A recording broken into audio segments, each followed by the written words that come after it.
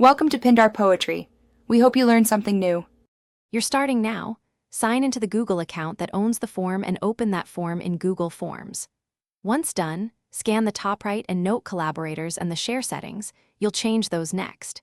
Make sure you can access the linked Google Drive file too, because closing the form and changing link access are separate steps. You'll act on form settings first, then on Drive sharing. This order prevents accidental public access while you modify permissions.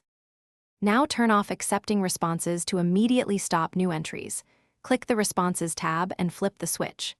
Next, open Settings, require sign-in and restrict to your organization or specific users so the link won't accept anonymous access.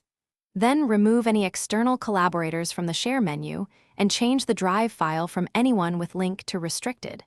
Once those changes are saved, the original link will no longer finish by deciding. Either move the form to trash or transfer ownership to an admin so it can't be reopened by others. Then test the old link in an incognito window to confirm it's blocked. If someone still reaches it, check for the form stored on a shared drive or a secondary owner who kept sharing enabled and revoke their access.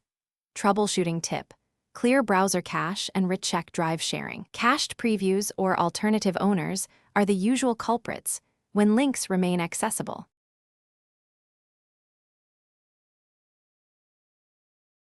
Thanks for watching. Consider subscribing if we helped you.